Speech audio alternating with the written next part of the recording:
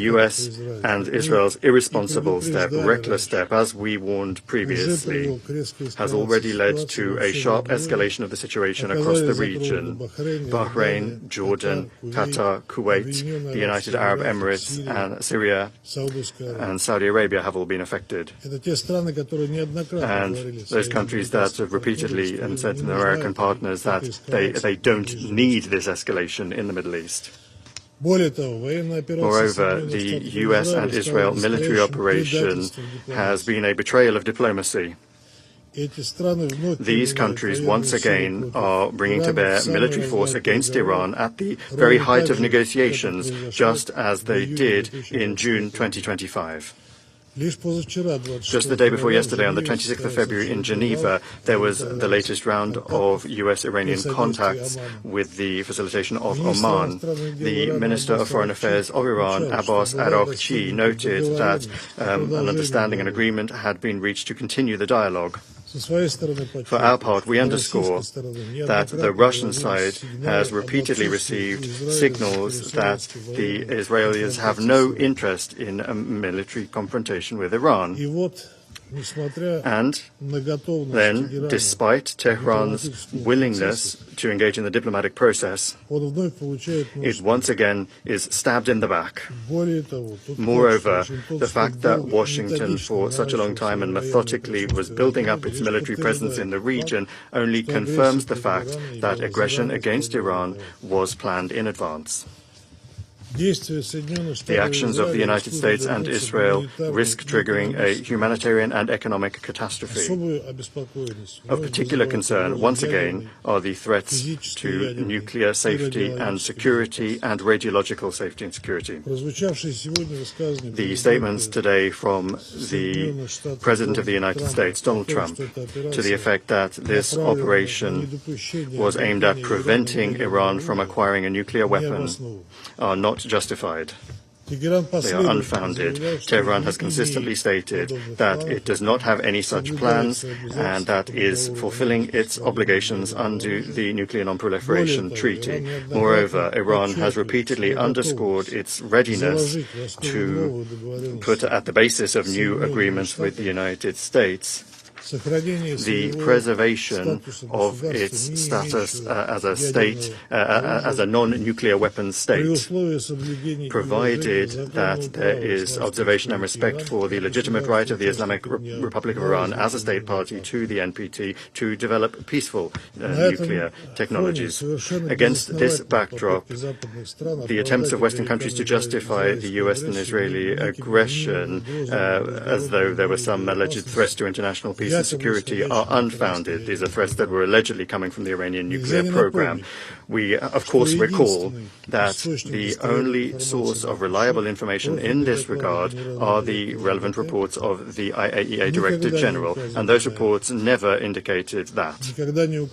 And they never said that Iran may be engaging in the development of a nuclear weapon. The objects that strikes are being launched against are under the agency's safeguards, that is to say, a priori, they cannot be used for any such activities. Against this backdrop, we expect that the IAEA Director General, Rafael Grossi, will provide unambiguous assessments and will condemn this latest undermining of the NPT's authority and undermining of the global regime for the non-proliferation by the USA and Israel. Nuclear energy objects, including the Bushehr nuclear power plant, cannot in any circumstances be the target of strikes by armed forces. That is unacceptable. Mr. President, we note that today's events were the latest phase of consistent escalatory steps around Iran by Western countries. That includes the U.S.-Israeli strikes on the country's territory in June 2025 and the U.S.'s open interference and the open interference by U.S. allies in the domestic political situation in Iran in January of this year. We also remember the the failed attempts by the United Kingdom, France, and Germany to trigger the mechanism to restore the effect of Security Council anti-Iran resolutions, the so-called snapback mechanism. However, that did not happen. Russia and a number of other UN member states repeatedly and in detail explained the reasons why the United Kingdom, France, and Germany did not have the right to invoke that mechanism. However, that did not work, and the United States and Israel once again have brought military force to bear. There are obvious parallels with the events of 2003, when the U.S. representatives waved a test tube around in this room to justify their invasion of Iraq by saying that there were weapons of mass destruction present there that no one actually found. In 2023, U.S. Vice President J.D. Vance said that the Iraq campaign was unforced. As a result, innocent Iraqis and Americans died, and that Washington had to learn that lesson. However, as it turns out, that lesson has not yet been learned. In the statements of the European colleagues, and we'll hear that again today, instead of condemning aggression and the deaths of Iranian civilians, we once again will hear the statement of the President of France, Emmanuel Macron, saying the Iranian regime must understand that it has no other option but to engage in good faith negotiations to end its nuclear and ballistic programs, as well as its regional destabilization activities, end quote. Similar assessments were voiced by the Prime Minister of the United Kingdom, Keir Starmer. These absurd statements were then backed up by a joint statement of the leaders of the United Kingdom, France, and Germany, condemning only Iran's strikes on the countries in the region. Colleagues, just think for a moment. This sort of reaction is coming at a time when Iran has been subject to armed attack, to military attack, at the peak of an active negotiating process. The hypocrisy of our European colleagues knows no borders. And these aren't even double standards. It's a parallel reality. The other side of the looking glass. In the English language, there's an ideal term to describe the situation: victim blaming. One gets the impression that London, Paris, and Berlin are living within illusions that they have created for themselves and are broadcasting to the world. However, attempts to mislead the international community are doomed to fail. Any common-sense person will fully well understand who is responsible, who bears responsibility for this latest uncontrolled escalation. Mr. President, we demand that the United States and Israel immediately cease their aggressive actions. An alternative to resolving the Iranian subject, including its nuclear component, the alternative to peaceful and diplomatic means simply does not exist, and it never has. We insist on the immediate resumption of political and diplomatic settlement efforts and the pursuit of solutions based on international law, mutual respect, and a balance of interests. Russia unchangingly stands ready to provide all necessary assistance for that work. Thank you. I thank the representative of the Russian Federation for the statement, and I give the floor to the representative of China. Thank you, President. I thank Secretary General Guterres for his briefing and support his call for de-escalation and return to diplomatic negotiations. Today, the United States and Israel brazenly launched military strikes against targets inside Iran, causing a sudden escalation of regional tensions. China is deeply concerned about this development. China consistently advocates that all parties should abide by the purposes and principles of the UN Charter and opposes and condemns the use or threat of force in international relations. China stresses that the sovereignty, security, and territorial integrity of Iran and other regional countries must be respected. China is deeply saddened by the large number of civilian casualties caused by the conflict. At all times, the red line for protecting civilians in armed conflict must not be crossed, and the indiscriminate use of force is unacceptable. China calls on all parties to fulfill their obligations under international law, including international humanitarian law, effectively ensure the safety of civilians and avoid attacks on civilian facilities. The use of force is not the right way to settle international disputes. It only intensifies hatred and confrontation. The escalation and spillover of tensions in the Middle East serves no one's interest. Dialogue and negotiations are the only way to resolve differences. China calls on an immediate cessation of military actions to prevent further cycles of escalation. The military strikes occurred at a time when the U.S. and Iran were engaged in diplomatic negotiations, which is shocking. The parties concerned should demonstrate political sincerity, resume dialogue and negotiations as soon as possible, and return to the right track of a political solution. China stands ready to work with the international community to advance peace efforts and help restore peace and stability in the Middle East at an early date. I thank you, President. I thank the representative of China for the statement, and I give the floor to the representative of Colombia. Mr. President, I'd like to thank the United Kingdom in its capacity as President of the Security Council for the prompt convening of this emergency meeting at the request of several countries, including Colombia. We'd also like to thank the Secretary General for the information shared, and we welcome the delegations participating at this meeting. Colombia is taking the floor guided by an essential conviction: the protection of human life must always be at the heart of international decisions. And we are also equally convinced that the United Nations Charter is binding. Colombia reaffirms its unequivocal defense of international law and of the purposes and principles of the Charter: international peace and security, the peaceful settlement of disputes, the prohibition of the use or the threat of the use of force, the sovereign equality of states, respect for the sovereignty, territorial integrity, and political independence of all states, and non-intervention.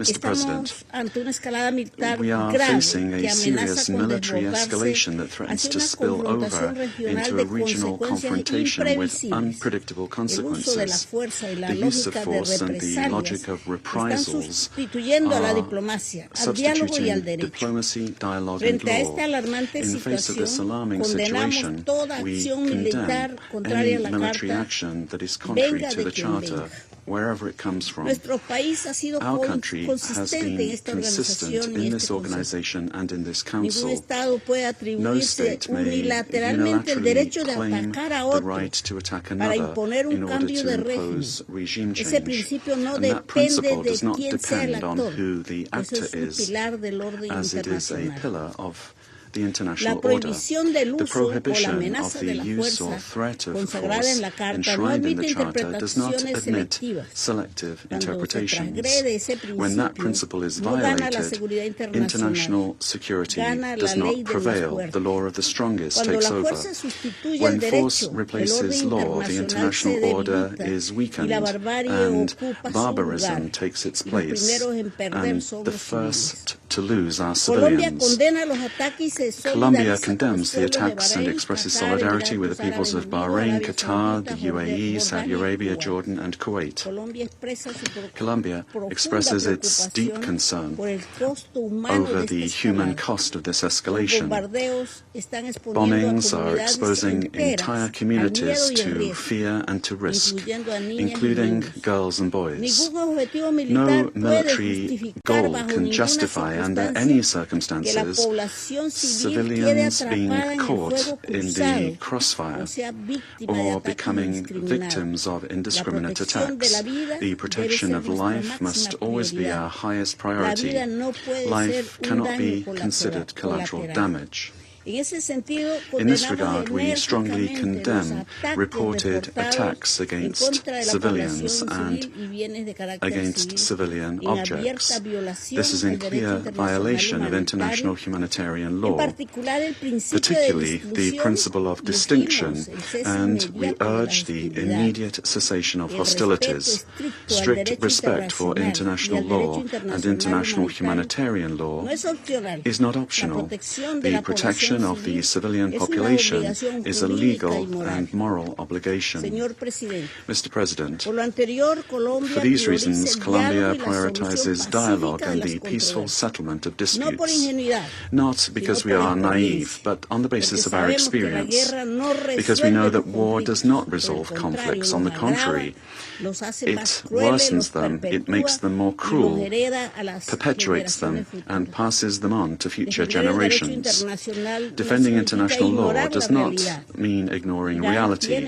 Iran has international obligations that it must fully comply with, particularly in the nuclear and human rights fields. With regard to Iran's nuclear program, full, effective and transparent cooperation with the International Atomic Energy Agency is essential. Therefore, we call on Iran to return to the path of dialogue and negotiations in good faith, with a view to guaranteeing unrestricted access to nuclear facilities, subject to monitoring and verification, and to resolving outstanding safeguards issues under the Treaty on the Non-Proliferation of Nuclear Weapons.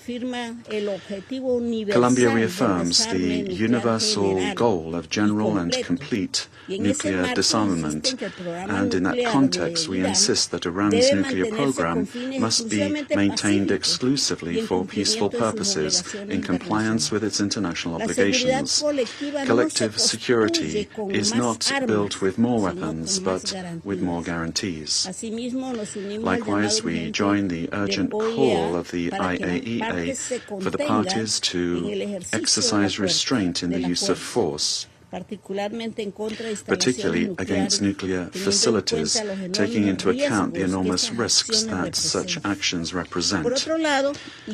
Furthermore, Iran has the obligation to respect and guarantee the human rights and fundamental freedoms of its population, which are not a concession of the state. Much rather, these are rights that are inherent to human dignity. But we also state with the same degree of firmness that Iran's non-compliance in these areas cannot serve as justification for the unilateral carrying out of military attacks against a state. The full application of the Charter is indispensable for the credibility of multilateralism and the preservation of the international order. International peace and security are not built by violating the sovereignty or the territorial integrity of states, nor through reprisals. They are built through rules and through dialogue. Mr. President, Colombia calls on all parties to exercise restraint and de-escalation, to urgently return to the diplomatic path, to strictly respect international law, and to strengthen existing multilateral mechanisms. It is a priority to move forwards towards a framework for regional dialogue that allows us to address the underlying causes of instability in the Middle East. Therefore, we propose the convening of a peace conference for the region under the auspices of the United Nations in order to achieve sustainable political solutions. War is not a foregone conclusion. It is a political decision, but so is peace. Today, the true responsibility of the international community and of this Council is to choose it, assuming with historical responsibility its primary mandate to preserve international peace and security. The United Nations organization cannot fall short of the gravity of this moment. It needs to choose to stop destruction before it becomes irreversible and make space for diplomacy before it is too late. Thank you very much. I thank the representative of Colombia for the statement, and I give the floor to the representative of the United States. Thank you. Distinguished delegates, this is a moment in history that requires moral clarity, and President Trump has met the moment. The most fundamental duty of any sovereign government is the protection of its people. Operation Epic Fury is directed towards specific and strategic objectives: to dismantle missile capabilities that threaten allies, to degrade naval assets used to destabilize international waters, and to disrupt the machinery that arms proxy militias, and to ensure the Iranian regime never, ever can threaten the world with a nuclear weapon. As President Trump said last night, for decades, the Iranian regime has willfully destabilized the world. It has killed American forces and citizens, threatened regional allies, and jeopardized the security of international shipping upon which the world depends. Its massive support for violent proxies, declared terrorist organizations, the Houthis, Hezbollah, Hamas, and others, has brought bloodshed and disorder across the Middle East for far too long. This is not speculation. We know this to be true, and our men and women have paid for the actions of this regime and the IRGC with their lives. No responsible nation can ignore persistent aggression and violence. The regime in Tehran has led attacks that have cost American lives. Hundreds of U.S. Marines in Lebanon, thousands of troops in Iraq. American hostage after hostage has suffered. Our ships fired upon dozens of times in the Red Sea. Iran has armed and financed militant organizations that undermine lawful governments and destabilize an already fragile region. Iran's continued pursuit of advanced missile capabilities, coupled with its refusal to abandon nuclear ambitions despite diplomatic opportunities, presents a grave and mounting danger. The international community has long affirmed a simple and necessary principle: Iran cannot have a nuclear weapon. That principle is not a matter of politics, it's a matter of global security, and to that end, the United States is taking lawful actions. This body, the United States Security Council, has acted repeatedly on this threat. 20 years ago, starting in 2006, Resolution 1696 demanded that Iran suspend all uranium enrichment-related and reprocessing activities, invoking Chapter 7 of the UN Charter, and adopting a legally binding resolution. When Iran failed to comply, this council followed with Resolution 1737, imposing mandatory sanctions, including bans on nuclear-related materials and technology, asset freezes on key individuals and entities linked to their nuclear program, and establishing a sanctions committee. Subsequent resolutions, 1747 in the year 2007, expanded arms embargoes and asset freezes. Resolution 1803 in 2008 tightened restrictions on dual-use goods and calling for the inspections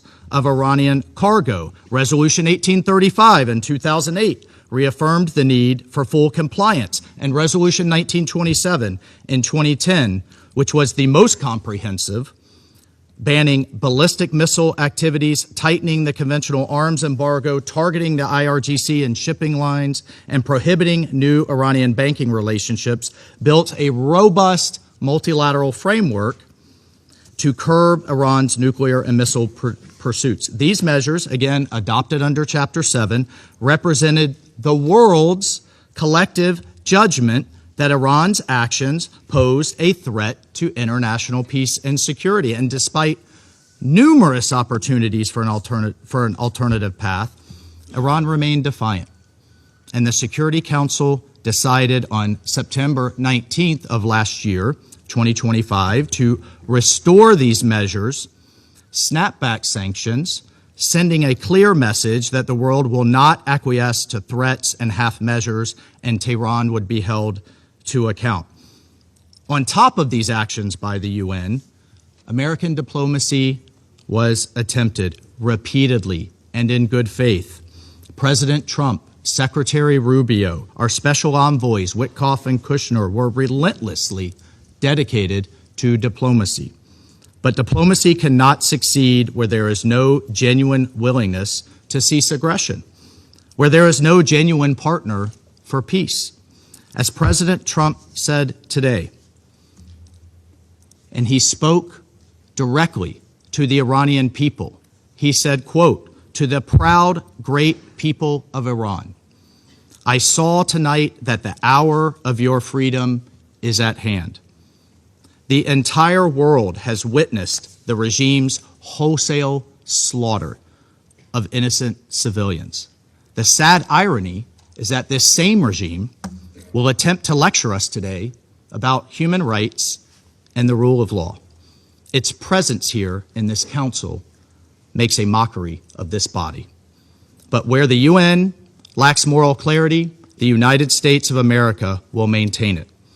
Indiscriminate and unprovoked attacks by the Iranian regime today against our regional partners, Kuwait, the United Arab Emirates, Bahrain, Qatar, Jordan, and others, reinforce precisely why such actions are necessary. The regime has not only struck military assets, but civilian infrastructure as well.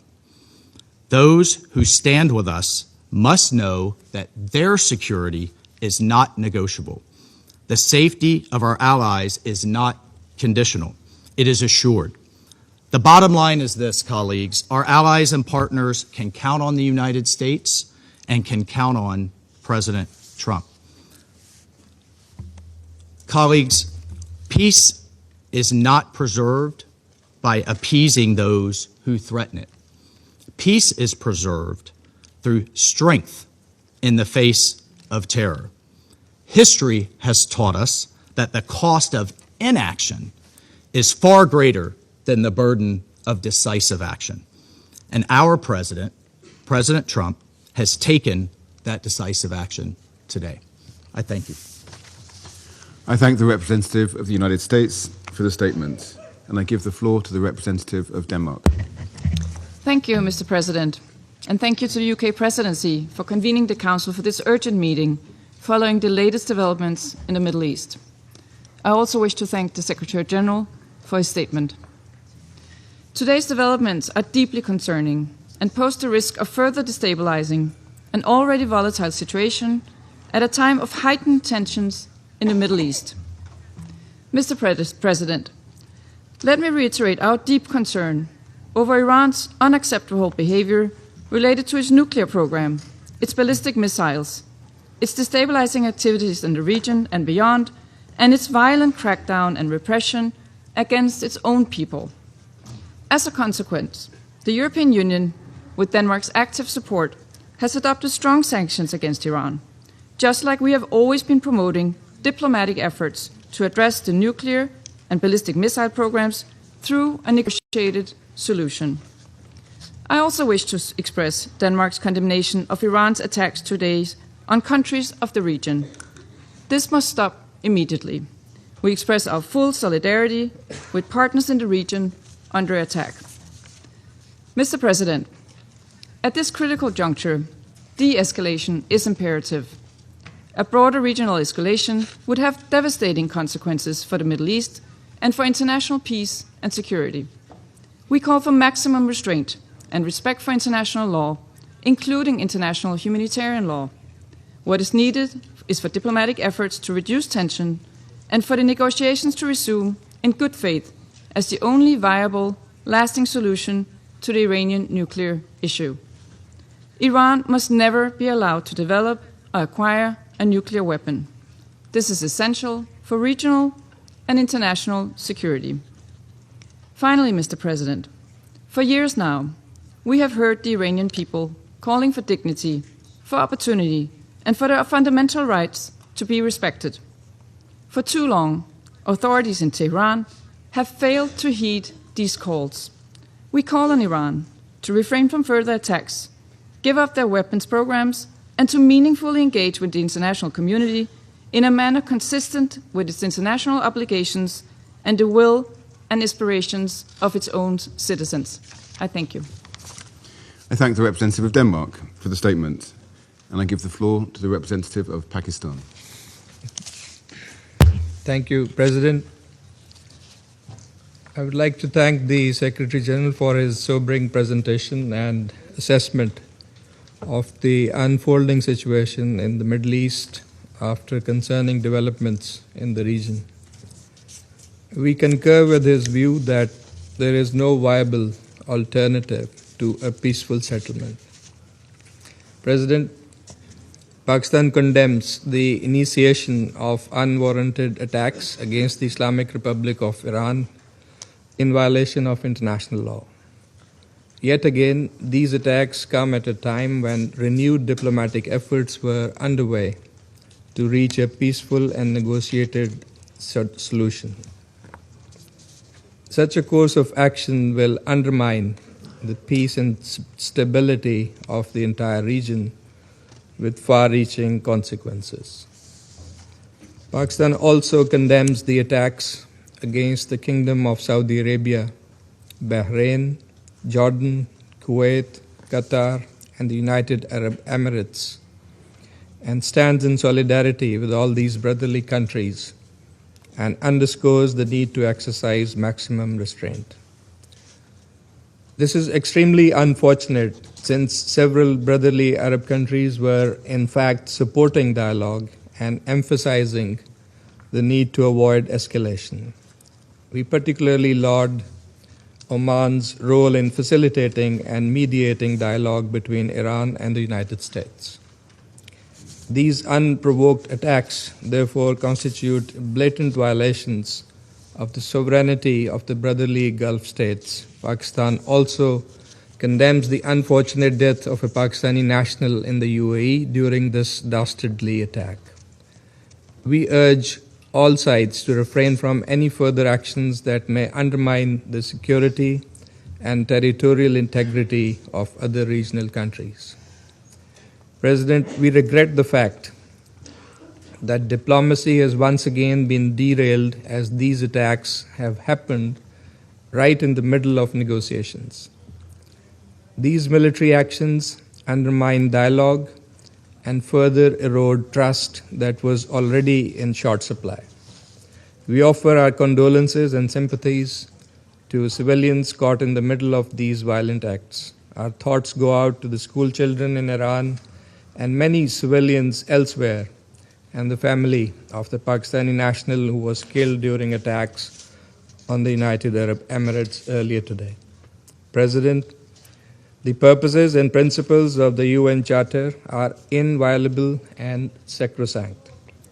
The Charter prohibits threat or use of force against territorial integrity or political independence of states. Pakistan reiterates the call for full respect for international law, including the UN Charter, as well as the international humanitarian law. We are deeply alarmed at the risk of regional conflagration. Safety and well-being of millions of our compatriots in the countries of the region is also top priority for Pakistan. Pakistan is maintaining close contact and coordination with brotherly neighboring countries, including at the leadership level. We are ready to extend our support towards peaceful resolution of outstanding issues. Pakistan has consistently advocated the primacy of peaceful settlement of disputes and the imperative of avoiding confrontation and conflict in a region already beset by tensions and volatility, as the Secretary General has also noted. Diplomacy and dialogue should be the guiding principles for achieving negotiated settlement of all contentious issues in accordance with the rights, obligations, and responsibilities of the parties concerned. Pakistan calls on all sides to immediately halt escalation and urgently resume diplomacy with a view to achieving a peaceful, negotiated resolution to this crisis. Thank you so much. I thank the representative of Pakistan for the statement, and I give the floor to the representative of Greece. Thank you, Mr. President, for convening this meeting at such a short notice. I would like also to thank the Secretary General for his briefing and his messages on respecting the principles of the UN Charter and his calling on de-escalation and the peaceful settlement of the situation. Mr. President, we express our deep concern following today's escalation. Our aim should be to return to substantial negotiations towards a peaceful settlement in line with international law and the UN Charter. As the Council meets in this critical moment, we would like to stress the following. First, restraint is imperative. The risk for a wider regional confrontation with potentially grave consequences for international peace and security is real. Absent a swift diplomatic solution, we might now face the consequences of prolonged crisis. All parties must therefore exercise restraint, prevent a further spiral of violence, and work urgently to reopen credible channels of dialogue. Our Prime Minister and Minister for Foreign Affairs are in constant contact with our partners in the region. We strongly condemn the Iranian strikes in Bahrain, Jordan, Kuwait, Qatar, Saudi Arabia, and the United Arab Emirates. Second, Greece has consistently expressed its strong concern regarding Iran's nuclear program. Iran must never be allowed to acquire a nuclear weapon. The accumulation of significant quantities of uranium enriched up 60% by a non-nuclear weapon state raises serious proliferation concerns and has no credible civilian justification. Full cooperation with the IAEA and strict adherence to international obligations are indispensable. It is widely believed that strong, permanent and verifiable oversight on Iran's nuclear and ballistic programs is a precondition for stability in the region. Diplomacy, grounded in verification and transparency, remains the only sustainable path forward. Third, maritime security in the Gulf, the Straits of Hormuz, and the Red Sea must be fully respected by all sides. Even more now, of all times, stability is of the utmost importance. We urge Iran and its allies in the region to refrain from any retaliatory action that could endanger freedom of navigation, threaten commercial shipping, or further destabilize global energy and trade flows, constituting a blatant violation of the international law of the sea as reflected in UNCLOS. Fourth, the protection of civilians and respect for international law must remain absolute priorities. Adherence by all member states to the UN Charter, international humanitarian law, and human rights law becomes even more critical. Civilians must not bear the cost of military escalation. The humanitarian consequences of further confrontation could be severe. In closing, Mr. President, the stakes for regional and global peace are exceptionally high. We urge Iran to immediately engage in meaningful and good faith negotiations with a view to achieving a durable, negotiated solution. Dialogue and diplomatic engagement aimed at restoring stability and providing credible security assurances for all concerned must prevail. Failure is not an option. I thank you. I thank the representative of Greece for the statement, and I give the floor to the representative of Somalia. Thank you, Mr. President. I have the honor to deliver this statement on behalf of the A3 members of the Security Council, namely the Democratic Republic of the Congo, Liberia, and my own country, Somalia. We thank the Presidency for promptly convening this emergency meeting on the situation in the Middle East. The A3 thanks the Secretary General for his thorough update on this worrying and rapidly evolving development in the Middle East and its implications on international peace and security. We also echo the Secretary General's message of today's military escalation in the Middle East. We welcome the representative of Iran to this meeting. Mr. President, the A3 aligns itself with the statement of the chairperson of the African Union Commission, His Excellency Mahmoud Ali Yusuf, on the U.S.-Iran military escalation issued on February 28th of 2026. The reported military strikes carried out by the United States in coordination with their Israeli forces against targets inside the Islamic Republic of Iran and Iran's subsequent response represents a perilous and deeply troubling escalation, one that marks a serious intensification of hostilities in the Middle East and threatens to engulf the entire region in an uncontrollable cycle of violence, suffering, and pain. The A3 condemns the missiles and drone attacks carried out by Iran against the sovereign territories of Bahrain, Kuwait, Qatar, Saudi Arabia, and the United Arab Emirates. The A3 reiterates that all member states must respect their obligations under international law, including the Charter, which prohibits the threat of the use of force against the territorial integrity or political independence of any state or in any other manner inconsistent with the purposes of the United Nations. These actions risk further destabilizing the Middle East and underscore the urgent imperative to safeguard broader peace and internal stability, particularly as the geographic scope of military activity expands beyond the initial parties to the conflict.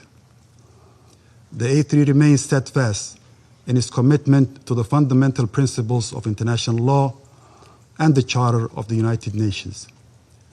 At the same time, the A3 recognizes the concerns of all states in the region, which must be addressed through dialogue and peaceful means in accordance with international law and the UN Charter. We believe that all member states share a responsibility to act in accordance with these commitments, and that these are essential foundations for international cooperation and peaceful coexistence. Mr. President, the A3 calls for restraint, urgent de-escalation, and sustained dialogue. All parties must act fully in accordance with international law and the United Nations Charter to safeguard international peace and security. Our position underscores the importance of dialogue, the peaceful settlement of disputes, and respect of international law.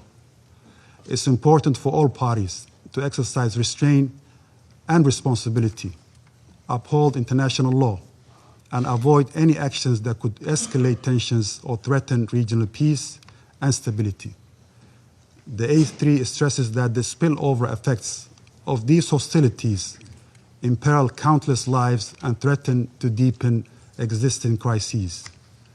The A3 expresses its solidarity with the people of the region and reiterates that the African Union's commitment to peace, stability, and mutual respect among nations and regions. Mr. President, in this regard, the A3 urges all parties to prioritize diplomatic engagements, including the ongoing international mediation efforts facilitated by the Sultanate of Oman to prevent further deterioration and uphold international rules-based order. At this critical juncture, the A3 calls for the swift return to the path of negotiations as the only viable means to reach a sustainable agreement regarding the Iranian nuclear program. Sustainable peace can only be achieved through diplomacy, not through force. The A3 strongly reaffirms the urgent necessity of establishing a Middle East zone free of nuclear weapons and other weapons of mass destruction, applicable to all states in the region without exception, in accordance with relevant international resolutions. We also stress the need for all Middle Eastern countries to join the Treaty on the Non-Proliferation of Nuclear Weapons as a step toward regional and global security. We emphasize the paramount importance of protecting civilians and civilian infrastructure, including in the context of cross-border strikes and retaliatory actions, and as well as refraining from targeting nuclear facilities that are under International Atomic Energy Agency safeguards, in line with relevant IAEA resolutions and the United Nations Security Council decisions. The A3 reaffirms its commitment to multilateralism and the principles of the United Nations Charter. We urge all parties to act with responsibility and wisdom, placing the well-being of the region's people above all other considerations. It's important to seize this moment to redouble our efforts for de-escalation and to support a diplomatic process that can deliver peace, stability, and security for all states in the Middle East. The A3 stands ready to support all efforts within this Council and in cooperation with regional and international partners to facilitate a peaceful, inclusive, and lasting resolution to the situation in the Middle East. I thank you, Mr. President. I thank the representative of Somalia for the statement, and I give the floor to the representative of Panama. Gracias, señor presidente. Thank you, Mr. President.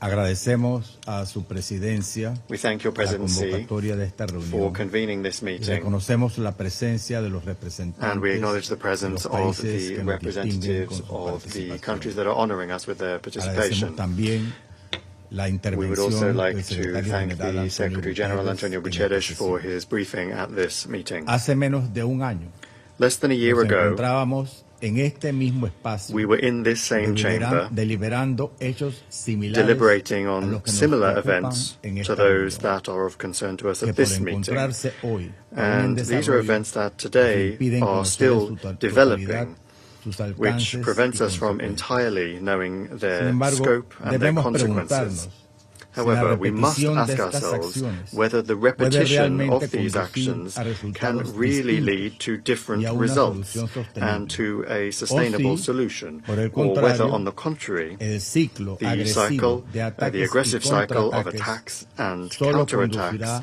a will una only escalada de lead violencia to an con escalation of consecuencias violence cada vez más graves with e increasingly imprevisibles serious and en perjuicio unpredictable de la paz consequences y de la seguridad to the detriment of internacional. international peace and security. Recordamos que en enero examinamos Let us los recall hechos that in relativos January al we uso brutal y considered desproporcionado de the la brutal fuerza and por disproportionate parte de use Irán of force by contra su Iran población against que its ejercía population, legítimamente which su was derecho a la legitimately protesta, exercising its right lo que to según protest. estimaciones de organizaciones no According to estimates gubernamentales y from medios independent media independientes, and non-governmental resultó en la muerte organizations, de miles that de resulted personas. in the deaths of thousands of Estos people. antecedentes señalan una These situación previous delicada facts en el point país to y a en la delicate región. situation in the country and the Representan region, una clara and y they represent preocupante a clear advertencia and sobre worrying las posibles warning consecuencias of the reales y possible real humanas de la and escalada human del conflicto consequences armado. of this La conflict. República de Panamá observa The con Republic of gran Panama preocupación notes la with grave gravedad de los concern recientes the sucesos severity of que recent podrían events, desencadenar which un could trigger conflicto a regional regional con conflict serias repercusiones directas with en serious países direct vecinos repercussions como los on que neighboring acaban de countries, sufrir such as Bahrein, those that have just los been Emiratos suffered by Árabes Bahrain, Unidos, the United Arab Qatar, Emirates, Kuwait, Qatar,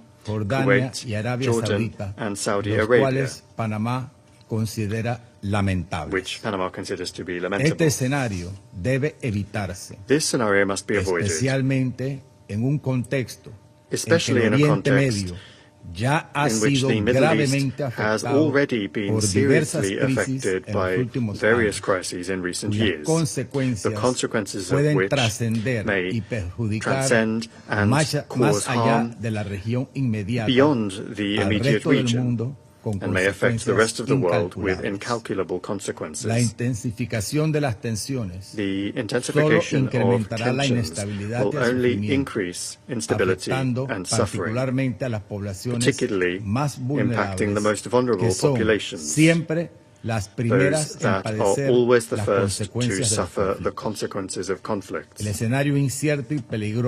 this uncertain and dangerous situation that we face, we are reminded that it is essential to guarantee the respect for and protection of the civilian population during conflict in accordance with international humanitarian law and the values that this Council is called upon to protect. Therefore, we reiterate our urgent call for dialogue, restraint, and the cessation of the use of force. Diplomacy and negotiation, in accordance with the principles enshrined in the Charter of the United Nations and international law, must prevail as the preferred and effective means for the peaceful settlement of disputes. Thank you very much. I thank the representative of Panama for the statement, and I give the floor to the representative of Latvia. Thank you, Mr. President. Allow me to begin by thanking the United Kingdom as presidency of this Council for convening this meeting on such short notice. And I would also like to thank the Secretary General for the briefing provided. For decades, Iran has been a malign, destabilizing actor in the region and beyond. It has repeatedly and systematically violated its international obligations and posed a threat to international peace and security. The Iranian regime has attacked and destabilized neighbors, exported terrorism, developed an illegal ballistic missile program, and participated in widespread sanctions circumvention.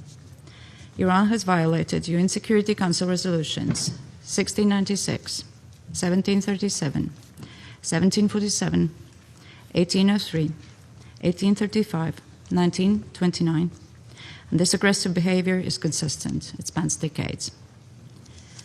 While international law must be respected at all times, the Iranian regime has continuously ignored its responsibilities and binding commitments under the JCPOA and the NPT. The regime has openly maintained its illegal nuclear program, despite repeated and genuine diplomatic engagement from the European Union, the UK, and the US.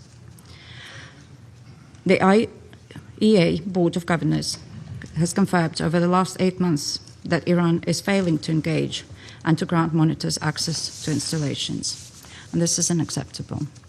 Iran must cease its illegal nuclear program, comply with its international obligations, and return to the negotiating table. For decades, Iran has maintained terror as its modus operandi. Iran has supported, armed, financed, and trained terrorist groups such as Hamas, Hezbollah, and the Houthis. It has enabled and emboldened attacks against countries near and afar. It has caused the death of thousands of civilians. It has promoted radicalization and the spread of terrorism, and undermined global energy and maritime security. Beyond the Middle East, Iran has directly supported Russia's war of aggression in Ukraine. More than 50,000 of the same Iranian Shahed drones, now striking numerous countries in the Middle East, have been transferred by Iran to Russia. Iranian weapons, Iranian technology have contributed to killing thousands of innocent Ukrainians, and like Russia in Ukraine, Iran is now bringing terror to innocent civilians in the Gulf countries. Latvia stands with the brave people of Iran, brave people that have endured so much, decades of brutality and repression. Recently, this Council met to address the atrocities perpetrated by the Islamic regime against its own people in the streets of Iran. Latvia and the European Union have already imposed sanctions against the IRGC. The Iranian people must be able to determine their own future, free from violence and repression. Mr. President, Latvia joins the call for an immediate cessation of hostilities and urgent de-escalation. We call on all sides to protect civilians and avoid further escalation. Latvia condemns the unprovoked Iranian strikes against countries in the region, namely our fellow member of the Council, Bahrain, and Jordan, Kuwait, Qatar, Saudi Arabia, the United Arab Emirates. Strikes on these countries constitute a threat to regional and international peace and security, and we stand in solidarity with our partners. I thank you. I thank the representative of Latvia for the statement. I shall now make a statement in my capacity as the representative of the United Kingdom. I thank the Secretary General for his briefing. Colleagues, this is a fragile moment for for the Middle East. The United Kingdom played no role in the strikes against Iran. But we are under no illusion about the nature of the Iranian regime. The Iranian regime has murdered thousands of its own people simply for exercising their fundamental rights and freedoms. Iran has repeatedly ignored calls to find a durable and acceptable solution to the nuclear issue, while continuing to destabilize the region through its support to proxies and partners. We strongly condemn Iranian strikes across the region, including the attacks on a hotel in Dubai, the attack on Kuwait's civilian airport, and attacks on civilian targets in Bahrain. We extend our support and solidarity to all our partners, many of which are not parties to the conflict. Regional stability remains a priority. As my Prime Minister stated, UK forces are active and British planes are in the sky today as part of coordinated regional defensive operations to protect our people and regional partners, as the United Kingdom has done before and in line with international law. Reports of strikes on civilians and civilian infrastructure are deeply alarming. The protection of civilians and full respect for international law is critical. Iran must never be allowed to develop a nuclear weapon. That is why we, alongside our French and German partners, have continually supported efforts to reach a negotiated solution. We have always been clear that only a diplomatic solution can fully and sustainably address these threats. We want to see the swiftest possible resolution that ensures security and stability for the region. Iran must refrain from further strikes and its appalling behavior to allow a path back to diplomacy. We will continue to work with our partners to this end in support of peace and security and the protection of civilian life across the region. I resume my function as President of the Council. I now give the floor to the representative of the Islamic Republic of Iran. In the name of God, the compassionate and merciful, we appreciate the Secretary General for his briefing and his contribution to this meeting. We express our sincere appreciation to the Russian Federation and China for supporting the convening of this emergency meeting of the Security Council to address the manifest aggression committed by the United States and Israeli regime. I also thank those Council members, in particular China, Pakistan, and the Russian Federation, who have today taken principled position in condemnation this unlawful act. And it is regrettable that some members of this body, in a blatant double standard, disregarded the flagrant act of aggression committed by the US and Israel on Iran and condemn Iran for using its inherent right to self-defense on the UN Charter. Mr. President, this morning the United States regime jointly and in coordination with the Israeli regime initiated an unprovoked and premeditated aggression against the Islamic Republic of Iran for the second time in the recent months, while deliberately attacking civilian populated areas in multiple large cities of Iran where millions of people reside.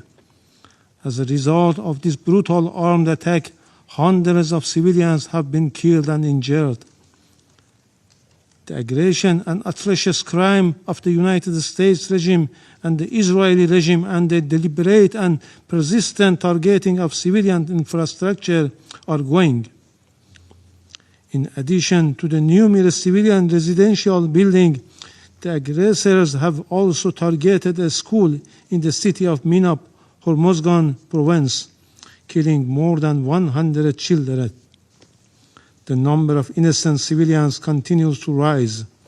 This is not only an act of aggression, it is a war crime and a crime against humanity. Yet today, once again, the representative of the United States, through a regrettable pattern, has attempted to distort facts and rely on misinformation to justify the blatant aggression of the United States and Israel against my country. The facts, however, are unequivocal. The justification advanced by the representative of the United States today are illegal and entirely devoid of legal foundation. The baseless allegation invoked to defend this unlawful use of force have no standing under international law. The invocation of preemptive attack claims of imminent threats or other substantiated political claims cannot legitimize aggression. Such claims are unfounded legally, morally, and politically, and they contradicted the clear principles of the Charter of the United Nations. I also categorically reject the assertion made by the representative of France, the United Kingdom, and certain other Western members regarding Iran's peaceful nuclear program. These claims lack a factual and legal basis. Mr. President, distinguished colleagues, the President of the United States and the Prime Minister of the Israeli regime have openly claimed responsibility for this act of aggression and have explicitly articulated regime change as their objective, an unmistakable admission of their intent to violate Iran's sovereignty and territorial integrity. The President of the United States has falsely described this aggression as necessary to neutralize an imminent threat to the American people. This is nothing more than a deliberate attempt to mislead the international community and the U.S. public opinion and manufacture consent for unlawful war. Similarly, the representative of the United States has cynically sought to mislead this Council. Yet history provides ample documentation that the foreign policy of the United States has repeatedly relied on unlawful force, covert intervention, and political manipulation to alter the governments of other member states. This record is well established. The reality is clear and undeniable. What is taking place today against my country by the United States and the terrorist regime of Israel is a blatant act of aggression, a full-fledged violation of international law. No justification, no accusation, no narrative of disinformation can legitimize or excuse this manifest crime and aggression. Mr. President, we have communicated on several occasions with this Council and the Secretary General about warmongering statements and interfering actions in the internal affairs of Iran by the President of the U.S. in a blatant violation of the UN Charter and international law, and called for the Council action. Regrettably, all were unanswered. The issue before the Council is straightforward: whether any member state may, including a permanent member of this Council, through the use of force, coercion, or aggression, determine the political future of another state or impose control over its affairs. International law and the Charter are explicit on this matter. Article 2, Paragraph 4 of the Charter categorically prohibits the threats of use of force against the territorial integrity or political independence of any state. Mr. President, against this backdrop, I would like to make the following points. 1. What is occurring against my country is a clear act of aggression. It is an open armed aggression against the Islamic Republic of Iran. The United States and Israel war today is not merely a war against Iran.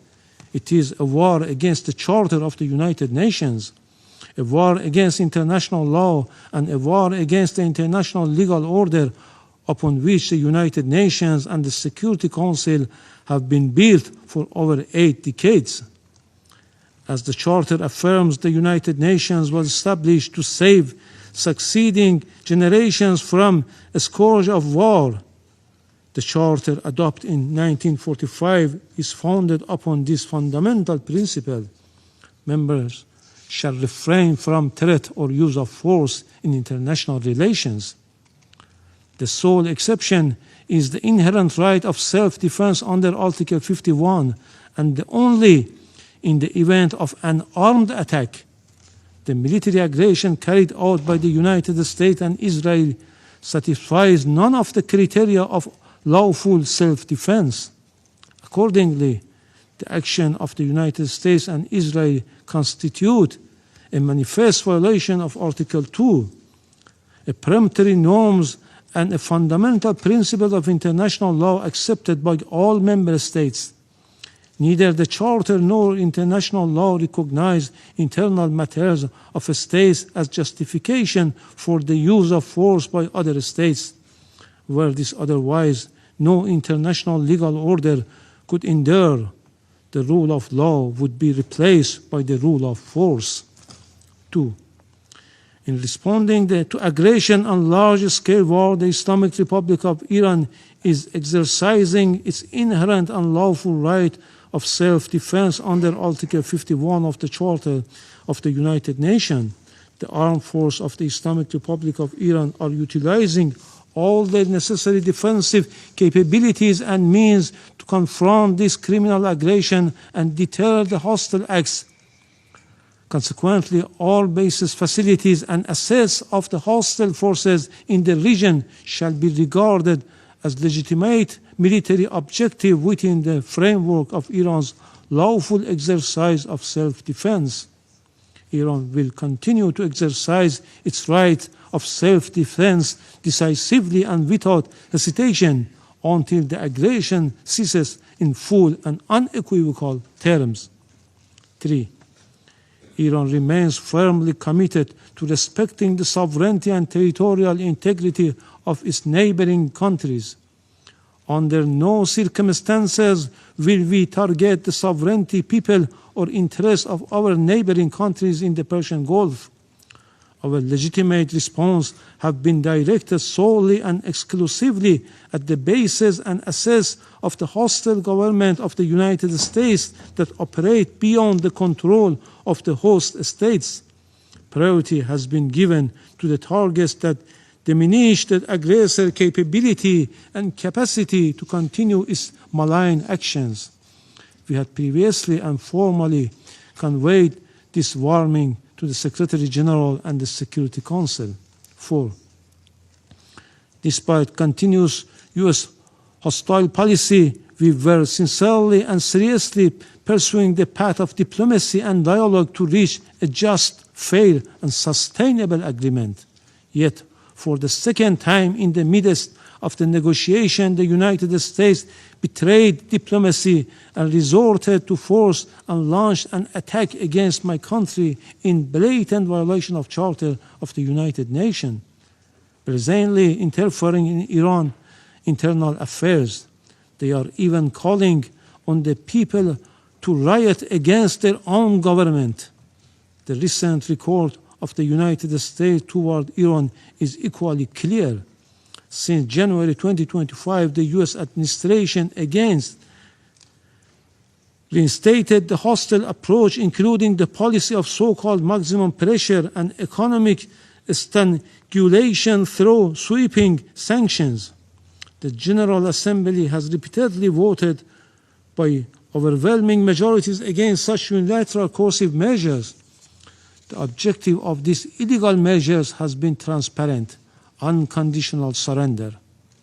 Despite repeated warning by Iran to the Secretary General and the Council regarding serious violation of the Charter by a permanent member, the Council has regrettably failed to discharge its primary responsibility, allowing the erosion of the rule of law in favor of the rule of force. 5.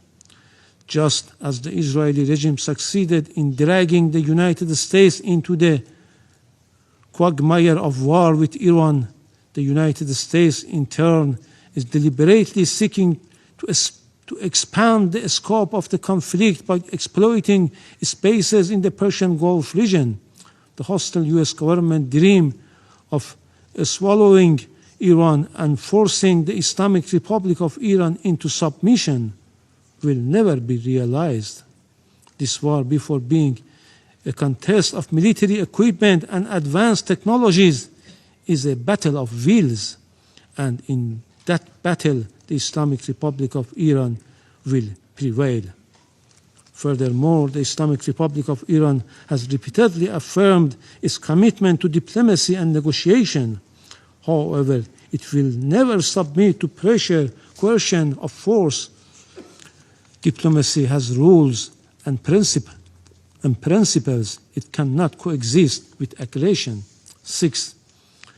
The duty of Council members is to defend international law and specifically the Charter.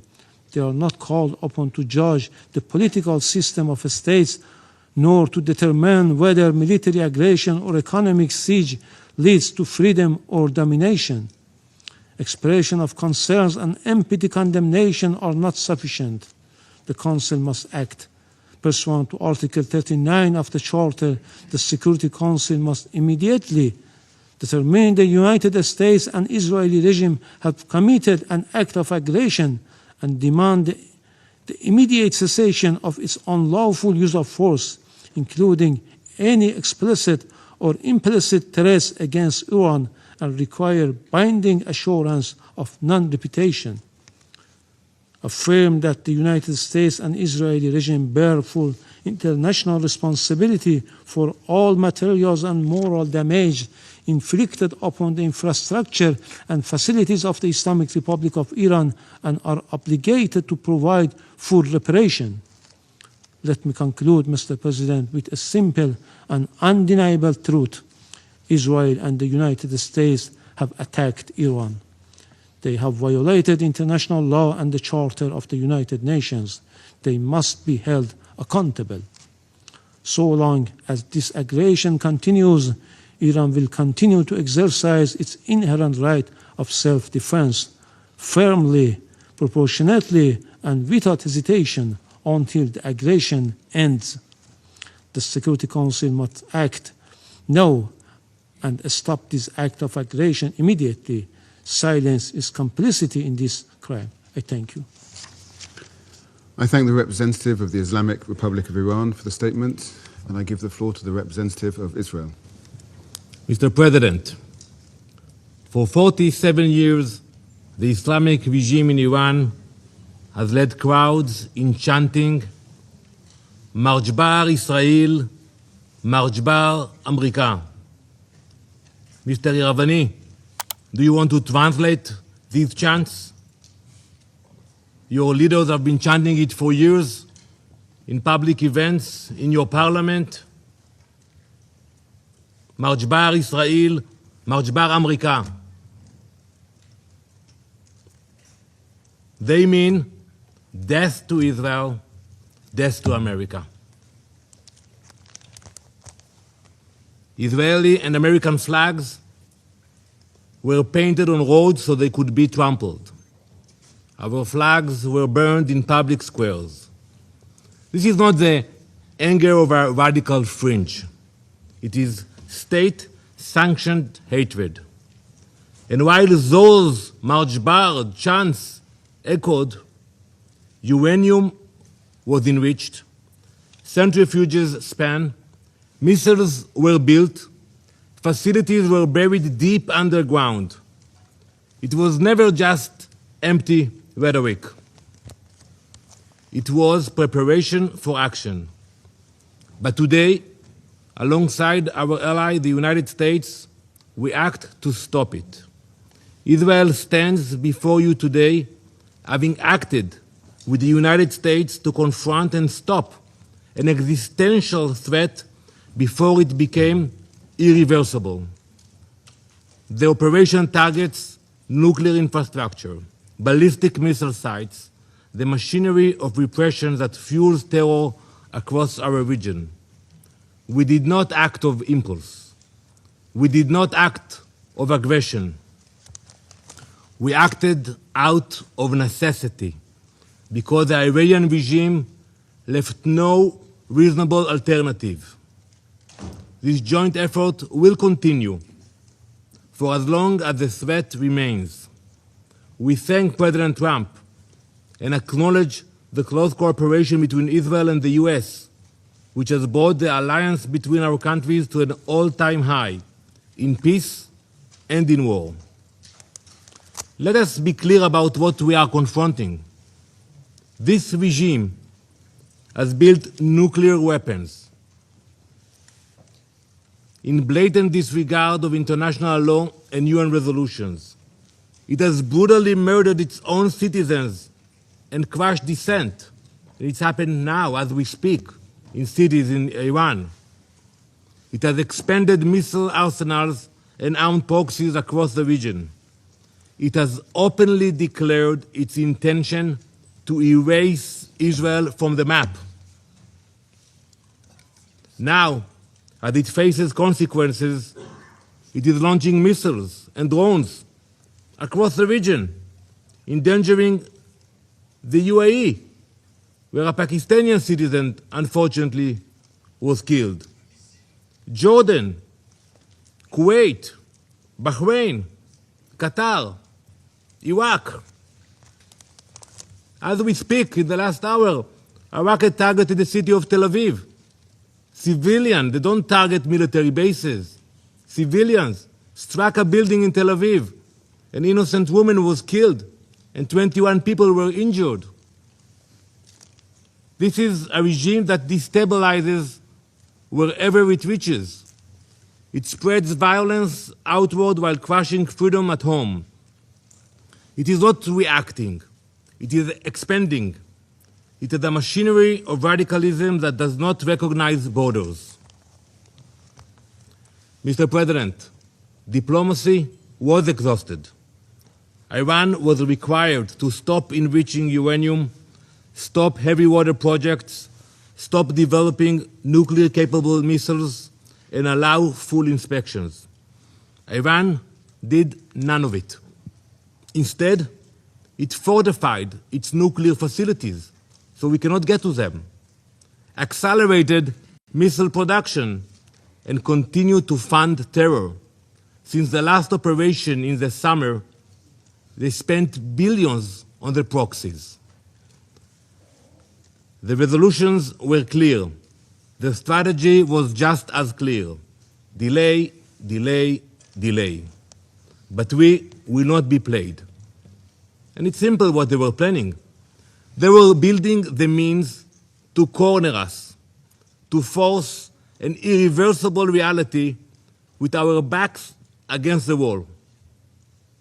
That is not a future Israel will accept. No responsible nation should.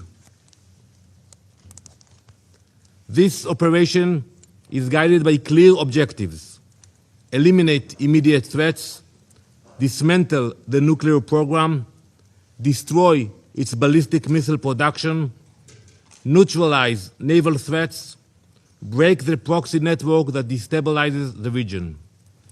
The operation was carried out in order to protect the people of Israel within the framework of the ongoing armed conflict between Israel and Iran, in line with the UN Charter and in accordance with international law. Our forces stand ready to stop extremism armed with nuclear weapons. To the soldiers of the IDF, our boys and girls, my son, my daughter, we salute you. You stand like lions defending our people. An entire nation stands behind you. We have heard the condemnation from few member states, from the Secretary General. But we all know that escalation did not begin today.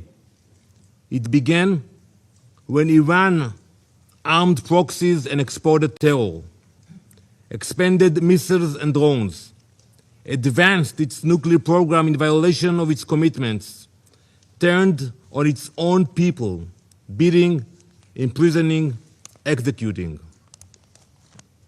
Where was the outrage of the UN? Where were the consequences? Now, Israel acts to prevent an irreversible threat, and the condemnation is immediate. This is the definition of hypocrisy.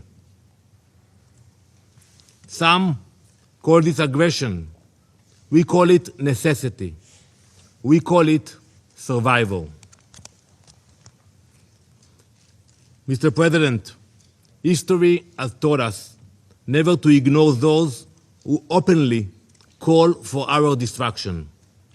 When a regime says it will destroy Israel, when it chants death to Israel, when it promises to wipe Haifa and Tel Aviv off the map, we believe it.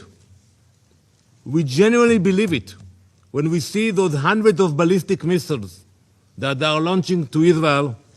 We believe the threats. We do not ignore them. We do not gamble with our survival. We act. Now let me address the brave people of Iran. You are not our enemies. This operation is not directed at you. It is directed at a regime that has silenced you, imprisoned you, and invested in missiles and uranium while your economy suffers. You deserve better. It is this regime, the Basij, the Revolutionary Guard, who have dragged your country into isolation. The world does not fear a free Iran. It fears a radical regime armed with nuclear weapons and driven by extremism. Your future should not be defined by those who chant for death. As President Trump has said, the Iranian people deserve dignity, security, and the chance to shape their own destiny. We are thinking about you. You are seen. You are not alone. The future of Iran belongs to its people. We stand with you. Mr. President, this week, Jewish families all around the world celebrate Purim. Many Israelis will do so now in a bomb shelter. The story of Purim happened more than 2,500 years ago, in the same place. In ancient Persia, an evil minister by the name of Haman sought to wipe out the Jewish people. And it began with words, with chants. It became a decree. It could have become a genocide. But Queen Esther refused to remain silent. She stepped forward.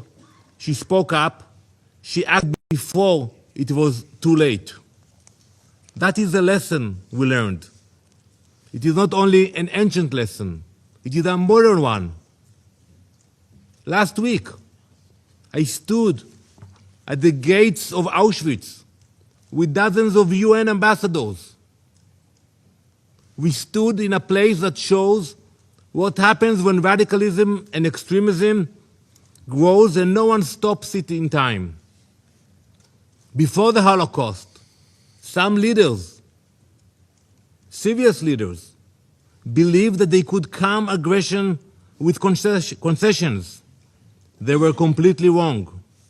Giving in did not stop evil. It strengthened it. Winston Churchill understood what Queen Esther understood long before him. When destruction is declared and weapons are being prepared and assembled, leaders must act, not later, now. Today, President Trump and Prime Minister Netanyahu understand that same lesson. For decades, the Iranian regime has built missiles, enriched uranium, armed proxies, and spread terror far beyond its borders. This regime is not only Israel's enemy. It is an enemy of stability, an enemy of every peace-loving nation.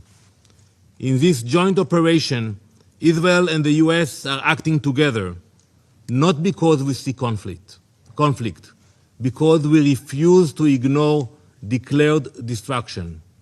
We are stopping extremism before it becomes unstoppable. We will ensure that no radical regime armed with nuclear weapons and ballistic missiles can threaten our people or the entire world. Thank you, Mr. President. I thank the representative of Israel for the statement. I will now give the floor to His Excellency, Mr. Majid A. Abdulaziz, Permanent Observer of the League of Arab States to the United Nations. شكرا سيد الرئيس. Thank you, Mr. President. أشكر الرئاسة البريطانية على I مبادرتها thank the بعقد هذه presidency الجلسة for الطارئة convening مساء this اليوم. emergency session today. وأشكر السكرتير العام I also extend my thanks to the Secretary General for his powerful and comprehensive briefing. The Security Council convenes today at a pivotal moment in the history of the United Nations, a moment that unfortunately represents a glaring failure of the multilateral international system, a failure the League of Arab States has long warned against.